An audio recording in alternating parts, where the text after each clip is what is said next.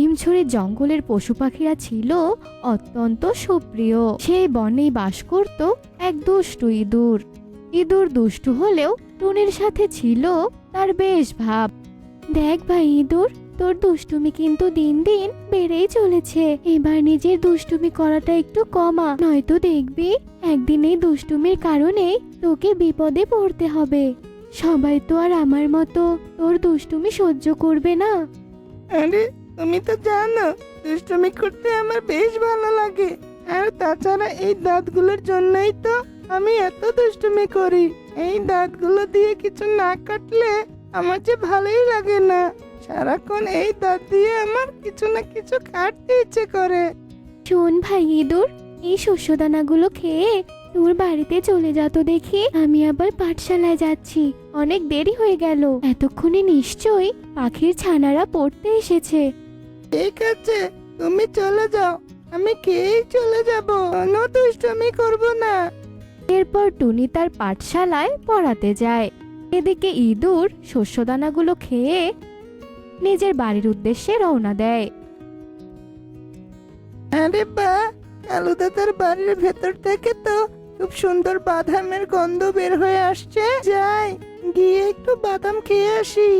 এই সময় কালু বাসায় ছিল না, তাই এই সুযোগে ইঁদুর কালুর ঘরে গিয়ে বিছানার উপরে রাখা প্লেটে বাদামগুলো খাওয়া শুরু করে। কিছুক্ষণ পর কালু কাক যখন ঘরের মধ্যে প্রবেশ করে, তখন ইঁদুর তার জানালা দিয়ে পালিয়ে যায় আর কালু কাক ইঁদুরকে দেখে ফেলে। হায় হায় রে, গেল গেল গেল, আমার সব গেল। এত শখ করে বাদাম খাবো বলে বাজার থেকে বাদাম কিনে নিয়ে এসেছি, আর দুষ্টু ইঁদুর কিনা সব বাদাম খেয়ে ফেললো। না, এই ইঁদুরের এত অত্যাচার আমার আর সহ্য হচ্ছে না। এবার এই ইঁদুর বেটার একটা ব্যবস্থা আমাকে করতেই হবে। আসলে দুষ্টু ইঁদুর দুষ্টামি করলেও তার মনটা ছিল অনেক ভালো। সে ছিল টুনি পাখির বন্ধু, কিন্তু তার দুষ্টুমির কারণে বনের পাখিরা বিরক্ত হয়ে উঠেছিল।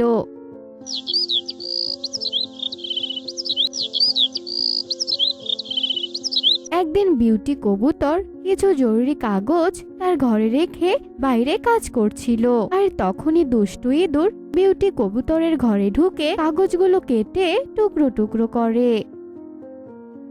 আরে আরে দুষ্ট ইঁদুর, আমার কি সর্বনাশ করলো! হায় হায় রে, দুষ্ট ইঁদুর আমার জরুরি কাগজগুলো কেটে কেটে টুকরো করে দিল। এখন আমি কি করব? না, সবার সাথে আলোচনা করে এই ইঁদুরের একটা ব্যবস্থা করতেই হবে। না, সবারই একই অবস্থা। এই দুষ্টু ইঁদুরের কারণে আমাদের জীবন অতিষ্ঠ হয়ে উঠেছে। তাই আমি ভেবেছি বিড়াল মামাকে খবর পাঠাবো। বিড়াল মামা আসলেই ইঁদুর হয় মরবে, না হলে এখান থেকে চলে যাবে। তোমরা সবাই তো জানো ইঁদুর বিড়াল মামাকে কতটা ভয় পায়। আমি কালই গিয়ে বিড়াল মামাকে ডেকে নিয়ে আসবো। এরপর বনের পাখিরা কালুর কথা মেনে নেয়।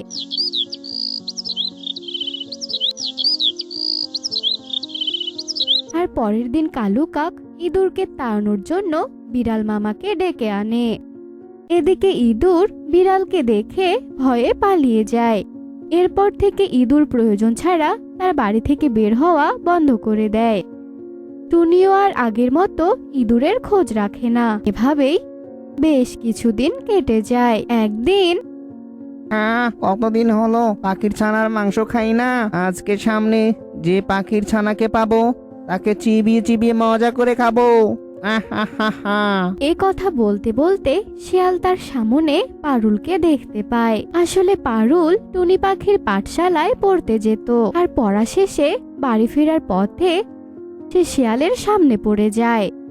আরে আরে, এ তো দেখছি মেঘনা চাইতেই জল। ছানার কথা বলতে না বলতেই পাখির ছানা সামনে এসে হাজির। যাই যাই, দেরি না করে পেটটাকে আগে শান্তি দেই।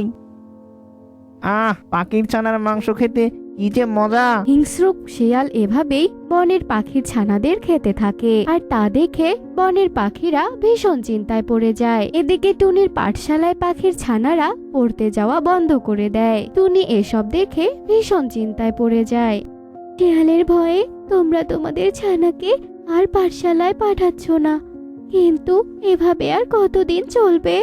দিন দিন আমাদের ছানারা মারা যাচ্ছে। আমাদের যে করেই হোক এর একটা সমস্যার সমাধান করতেই হবে। না বাবা, আমি আর এই বনে থাকবো না। আমি আমার পরিবারকে নিয়ে অন্য কোনো বনে চলে যাব। আমরা এত ছোট পাখি হয়ে কিছুতেই ওই হিংস্র শিয়ালকে মারতে পারবো না। ওই হিংস্র শিয়ালকে মারতে গেলে বুদ্ধির প্রয়োজন। কি উপায়ে ওই শিয়ালকে আমরা এই বন থেকে তাড়াবো? কারো কাছে কি কোনো বুদ্ধি আছে? আমি জানি নেই তো। তার চেয়ে আমাকে অন্য বনে চলে যাওয়াই ভালো হবে। আমাদের সমস্যা আমাদেরই সমাধান করতে হবে কালু দাদা। সমস্যা থেকে পালিয়ে গেলে সেই সমস্যার আর কখনোই সমাধান হবে না। ওই হিংস্র শিয়ালকে তাড়ানোর ব্যবস্থা আমি করব। তোমরা শুধু আমার সাথে থেকো। আজ সবাই সবার বাড়িতে চলে যাও। কাল ওই হিংস্র শিয়ালের ব্যবস্থা আমিই করব। আর শোনো, আজকের দিনটা সবাই সাবধানে থাকবে, কেমন? সবাই সবার ছানাকে আগলে রাখবে। পরের দিন সকালবেলা টুনি তার ছানাকে কাকলির কাছে রেখে ইঁদুরের কাছে যায়। বন্ধু ইঁদুর, কেমন আছিস তুই?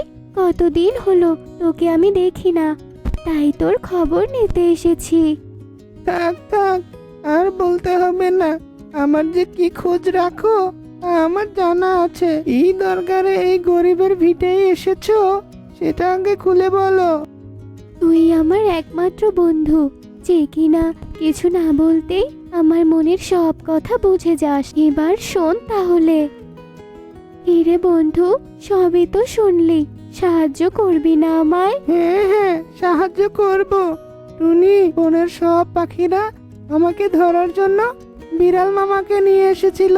এখন তো তাদেরকে আমার সাহায্য করাই উচিত না, কিন্তু আমি শুধু তোমার কথাই চিন্তা করে সবাইকে সাহায্য করব। তোর মন অনেক ভালো রে ইঁদুর।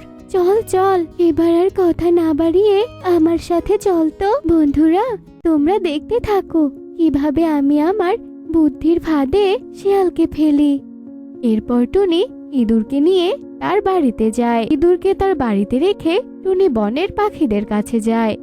বিউটি দিদি, শিয়ালকে মারার বুদ্ধি আমি পেয়ে গেছি। তোমরা শুধু একটা জাল নিয়ে আসবে, বাকি যা করার আমি করব। বিকেলে সবাই এখানে আসবে, কেমন? এরপর সবাই যে যার মতো বাড়িতে চলে যায়। বিকেলে সবাই সেই গাছে এসে বসে থাকে। একটু পরে টুনি তার ছানা টুকি আর ইঁদুরকে নিয়ে সেখানে আসে। ইঁদুরকে দেখে সব পাখিরাই রেগে যায়। কি টুনি, তুই এই ইঁদুরকে কেন সাথে নিয়ে এসেছিস? ওর মতো দুষ্টু ইঁদুর এখানে থাকলে তোর সব পরিকল্পনা ভেস্তে যাবে টুনি। না গো কালু দাদা, তুমি ভুল ভাবছো। একটু পরেই বুঝতে পারবে ইঁদুরকে আমি কেন নিয়ে এসেছি। এ কথা বলে টুনি গাছের নিচে থাকা একটি ঝোপে ইঁদুরকে লুকাতে বলে। আর টুনির কথা মতো ইঁদুর সেখানে লুকিয়ে পড়ে। তারপর নিজের ছানা টুকিকে নিয়ে গাছের নিচে আসে। শোন মা টুকি, তুই একদম ভয় পাবি না। তোর মা আছে তো তোর সাথে। আমি গাছের উপরেই থাকবো রে মা, কিন্তু খবরদার তুই একদম উপরে তাকাবি না। তোর যতই ভয় লাগুক, তুই কিন্তু এখানেই থাকবি, বুঝেছিস? এরপর টুকিকে নিচে রেখে টুনি গাছের ডালে গিয়ে বসে। আর সব পাখিরা মিলে শেয়ালের আসার অপেক্ষা করতে থাকে। আর দেখতে দেখতে কিছুক্ষণ পর শেয়ালও চলে আসে। আরে বাহ, ওই তো একটা টুনি পাখির ছানা। আমি তো ভেবেছিলাম সব পাখি আমার ভয়ে পালিয়ে গেছে, এখন দেখছি তা নয়। যাই, বড্ড খিদে পেয়েছে। ওই টুনি পাখির ছানাটাকে আমি তৃপ্তি করে খেয়ে নেই। এরপর শেয়াল টুকির কাছে যায়। এরপর টুনি গাছের উপর থেকে শেয়ালের জন্য তৈরি করা ফাঁদ শেয়ালের ওপর নিক্ষেপ করে। আর শেয়াল টুকি সহ সেই জালে আটকা পড়ে যায়। তখনই ঝোপ থেকে ইঁদুর বেরিয়ে জালের একটুখানি অংশ কেটে দেয়। আর টুকি সেই ফাঁকা জায়গাটুকু দিয়ে বেরিয়ে আসে। এ কি হলো? আমি যে ফাঁদে আটকা পড়ে গেলাম। হায় হায় রে, এবার বুঝি আমার আর রক্ষে নেই। এই সবাই মারো মারো শিয়ালকে। এরপর সবাই মিলে শিয়ালকে মারতে থাকে। আর শিয়াল সেখানেই মারা যায়। আর সব পাখিরাই টুনির অনেক প্রশংসা করতে থাকে আর ইঁদুরকেও অনেক ধন্যবাদ জানায়। এরপর সবাই মিলে ঠিক আগের মতোই সুখে জীবন কাটাতে শুরু করে।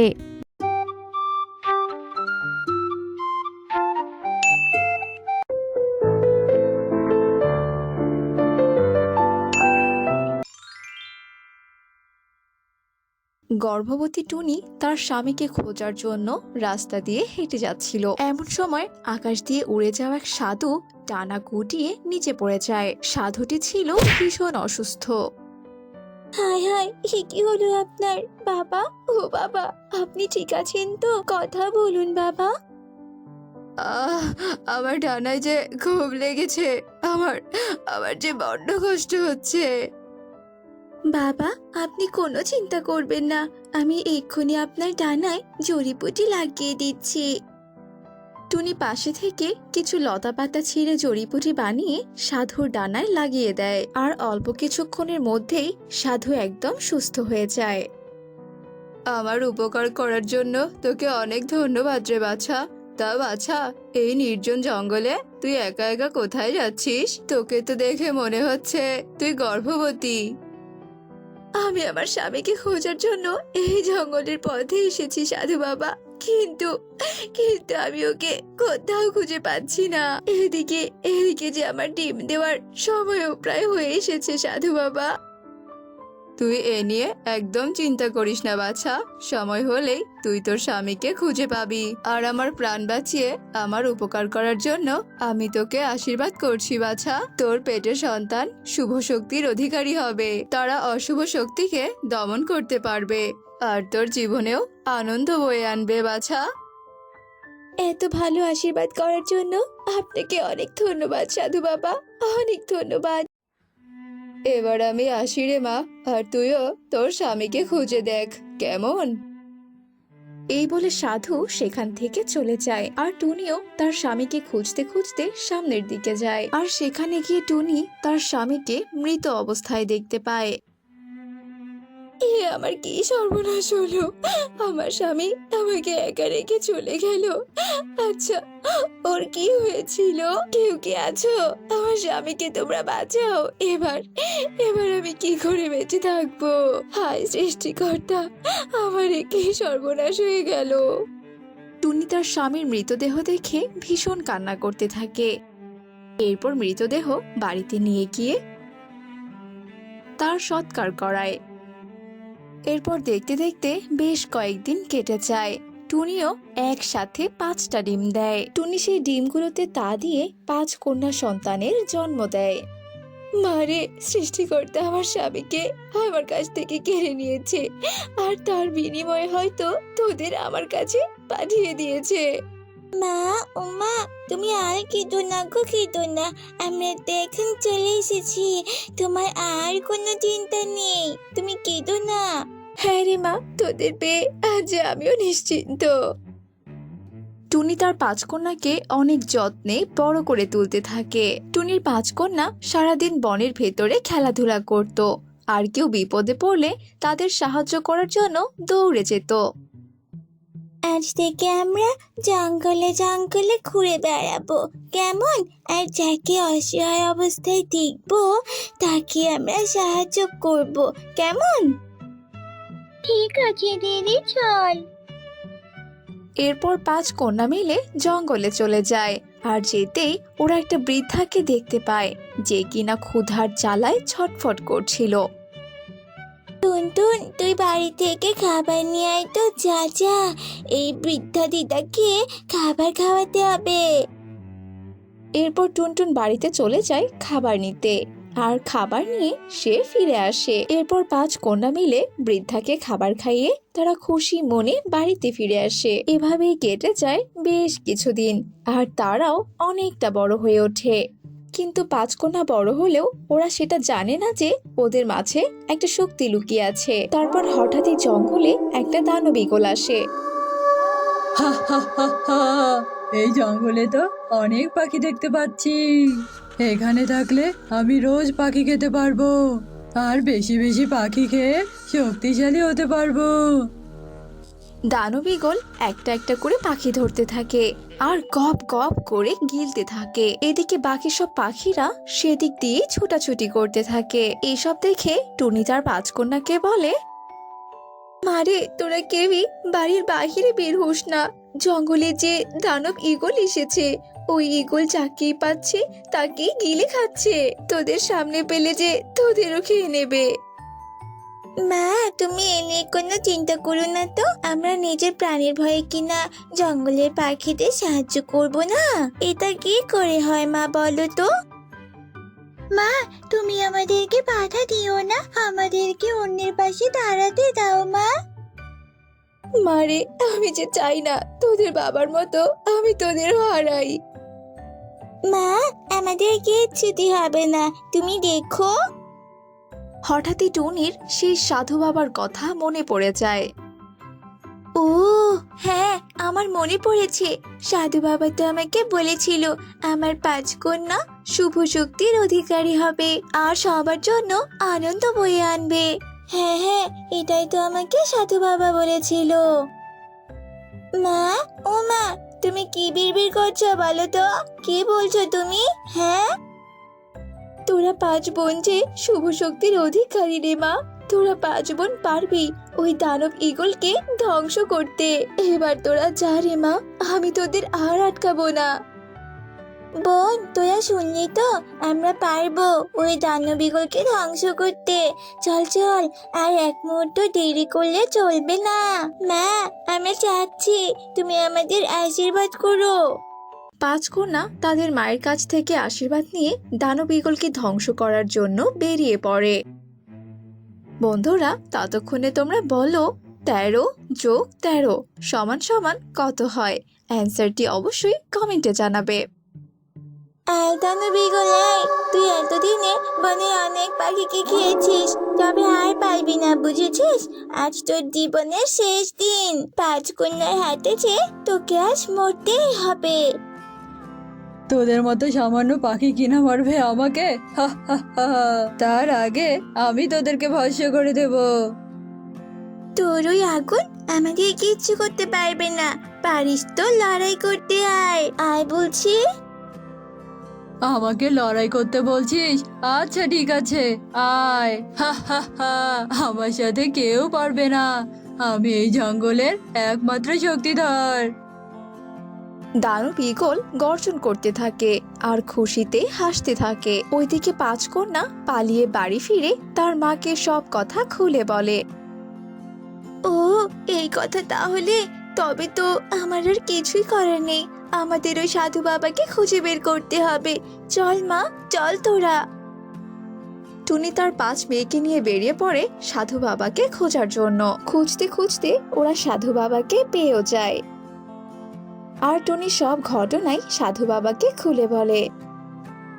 ওই দানব ঈগল যে অনেক শক্তিশালী, তাই তো ওই দানব ঈগলের শক্তির কাছে 5 কন্যা বারবার হেরে যাচ্ছে। আর তাছাড়া আমি 5 কন্যাকে সমস্ত শক্তি দিয়ে দেইনি, আমার কাছে কিছু শক্তি গচ্ছিত রেখেছি। এই 3 ভুট্টার মধ্যে 5 কন্যার সমস্ত শক্তি লুকায়িত অবস্থায় আছে। এই নে 3 কন্যা, তোরা এই 3 ভুট্টা থেকে শক্তি অর্জন কর, আর এই শক্তি দিয়েই তোরা দানব ঈগলকে ভৎস করতে পারবি। ঠিক আছে সাধু বাবা, ঠিক আছে, আপনারা আমাদের জন্য অপেক্ষা করুন, আমরা জয়ী হয়ে আবারও ফিরে আসব। তোরা আবার ফিরে এসেছিস, এবার তো তোদেরকে মরতেই হবে।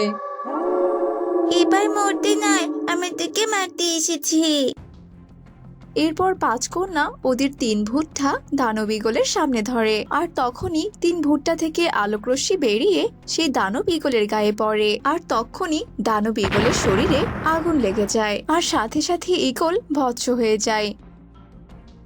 এরপর 5 কন্যা তাদের 3 ভুট্টা নিয়ে খুশি মনে বাড়িতে চলে আসে।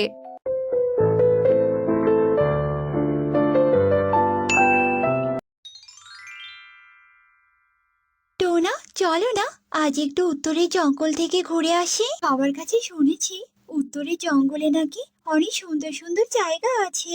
সেই জায়গাগুলোতে যদি কেউ একবার যায় সে অনেক মুগ্ধ হয়ে যায়, জানো? আজ আমার অফিসে কাজ পড়ে আছে, আমি সেগুলো করে তারপর না হয় তোমাকে নিয়ে বের হব। আচ্ছা আচ্ছা, ঠিক আছে, তবে তাড়াতাড়ি আসবে কিন্তু। আচ্ছা ঠিক আছে। টোনা তো অফিসে চলে গেল, আমি বরং সেই সুযোগে আমার বাড়ির সবগুলো কাজ করে নেই। টুনি ঘরে সব কাজ করে তৈরি হয়ে যায়। এদিকে বিকেল হয়ে আসে আর টোনাও বাড়িতে চলে আসে আর টুনিকে নিয়ে উত্তরের বনের দিকে যায়। হঠাৎ করে রাস্তার মাঝে টুনি থমকে দাঁড়ায়। টুনি, তুমি এভাবে দাঁড়িয়ে পড়লে কেন? তোমার কি শরীর খারাপ লাগছে নাকি? না টোনা, আমার শরীর ঠিক আছে। এখানে কেন জানি একটা রহস্যের গন্ধ পাচ্ছি। এই রাস্তায় রাত হলে কোনো না কোনো ঘটনা ঘটে গো। কেমন জানি গা ছমছমে ভাব। হলো, শুরু হয়ে গেল তোমার সেই আগের মতো দৈববাণী করা। ছাড়ো তো, ছাড়ো তো এসব দৈববাণী। তুমি কি এসব আগে থেকেই জানো নাকি? চলো তো, এখন আমরা ঘুরতে যাই। কি বিপদ হবে না হবে সেটাই আগে থেকেই টের পাচ্ছে। তুমি যাই বলো না কেন, এই রাস্তায় এসে আমার মনটা কেন জানি কু ডাকছে। ওসব তুমি না হয় পরে ভেবো, এখন চলো তো, রাত হয়ে যাচ্ছে। চলো। ওয়াও, জায়গাটা কত সুন্দর। আমি যদি এখানে একেবারের মতো থাকতে পারতাম তাহলে কত ভালোই না হতো। সারাদিন না খেয়ে শুধু হাওয়া খেয়ে বেঁচে থাকতাম। আমার জায়গাটা খুব পছন্দ হয়েছে। কি সুন্দর হিমেল হাওয়া। হ্যাঁ হ্যাঁ, হাওয়া খেয়ে পেট ফুলে প্যারাশুটের মতো ভাসতে হবে, বুঝতে পেরেছো? আর শোনো, ফুল, নদী, পাহাড় সবটাই তো দেখা হলো।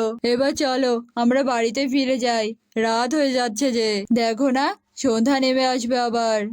হ্যাঁ টোনা, চলো চলো, সত্যি যে সন্ধে হয়ে যাচ্ছে। ওফ, আর হাঁটতে ইচ্ছে করছে না। আমার মনে হচ্ছে আমি এখানেই ঘুমিয়ে পড়ি।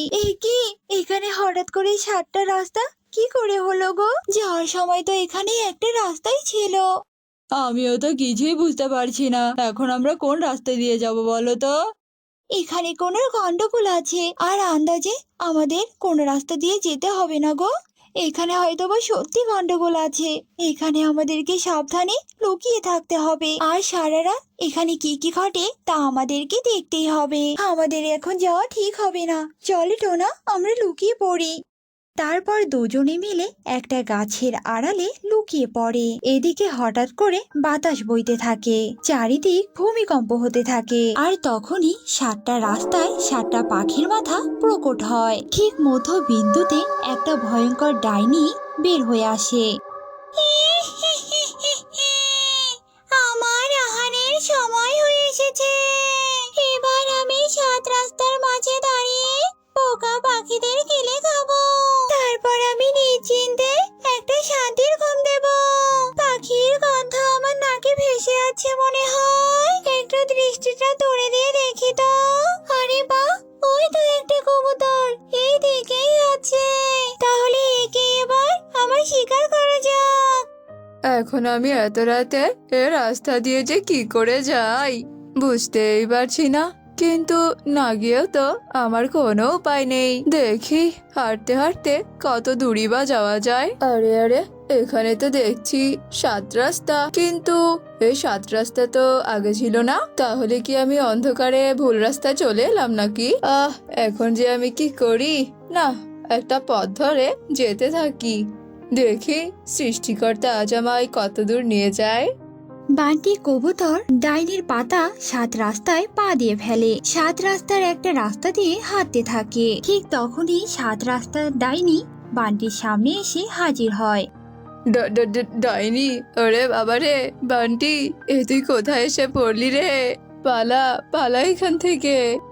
আরে আরে, তুই কি বলছিস? আমি তো তোকে খাবো, তার জন্য তো তোকে ছলনা করে এখানে এনেছি রে। এই কথা বলে ডাইনি বান্টিকে ধরে ফেলে, আর বান্টি চিৎকার করতে থাকে। আর এইদিকে টোনা আর টুনি এসব কাণ্ড দেখে অবাক হয়ে যায়। আমাকে এখনই ওই ডাইনির কাছে যেতে হবে আর পাখিটাকে বাঁচাতে হবে। না টনি, তুমি ওখানে যেও না। তুমি যদি ডাইনির সামনে যাও তাহলে ডাইনিও তোমাকে খেয়ে নিবে। তার থেকে তুমি বুদ্ধি বের করো যে কিভাবে এই ডাইনিকে বিনাশ করা যায়। তুমি ঠিক বলেছ টোনা, আমি আজ রাতটুকু অপেক্ষা করব। কালকে এর বিনাশের উপায় আমি বের করব। এসব কথা বলে টুনি অসহায় হয়ে বান্টিকে ডাইনির পেটে যেতে দেখে, কিন্তু টুনি কিছুই করতে পারে না। এদিকে ডাইনি পাখি খেয়ে আনন্দে লাফাতে থাকে, সারা রাত ধরে অন্য পাখিদের খুঁজতে থাকে। আর এদিকে দেখতে দেখতে ভোর হয়ে আসে। ভোরের আলো ফোটার সাথে সাথে 7 রাস্তা থেকে আবারও এক রাস্তা হয়ে যায়, আর সাথে সাথে ডাইনিও অদৃশ্য হয়ে যায়। টোনা, তুমি কিছু বুঝতে পারলে? ওই 7 রাস্তার ডাইনির শক্তি দিনের বেলাতেই শেষ হয়ে যায়। চলে টোনা, এবার আমরা ভৈরবী মায়ের কাছে যাই আর ওনার কাছে পরামর্শ করে দেখি কিভাবে ওই ডাইনিকে বিনাশ করা যায়। এরপর টোনা আর টুনি মিলে ভৈরবী মায়ের কাছে যায় আর ভৈরবী মাকে সব কথা খুলে বলে।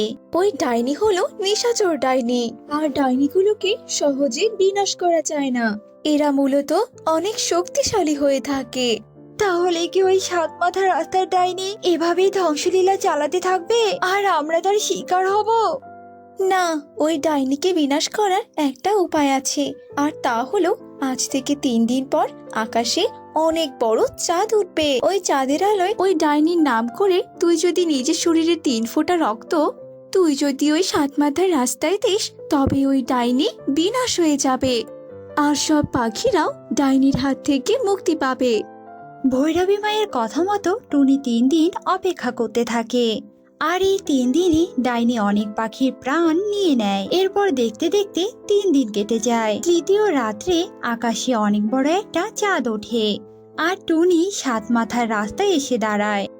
এই চন্দ্র, আমি ডাইনিকে ধ্বংস করার জন্য আমার রক্ত দান করছি। তুমি ওই ডাইনিকে ধ্বংস করে দাও আর বনে সব পাখিকে রক্ষা করো। মূর্খ পাখি কোথাকার, তোর এত বড় সাহস! তুই কিনা আমাকে ধ্বংস করতে এসেছিস? তোর তো সাহস কম নয়। এবার তো তোকে আমি খেয়ে উচিত শিক্ষা দেবই দেব। তুই আমাকে কখনো খেতে পারবি না। টুনির কথা শেষ হতে না হতে ডাইনি টুনিকে থাবা দেয়। তখনই টুনি শরীর কেটে শরীরের রক্ত 7 মাথার রাস্তায় পড়ে। সাথে সাথে ডাইনির শরীরে আগুন লেগে যায়। বাঁচাও! কে কোথায় আছো? আমাকে বাঁচাও! দেখলি তো ডাইনি, নিজের ফাঁদে নিজে কেমন পড়লি। এবার বোঝ মজাটা।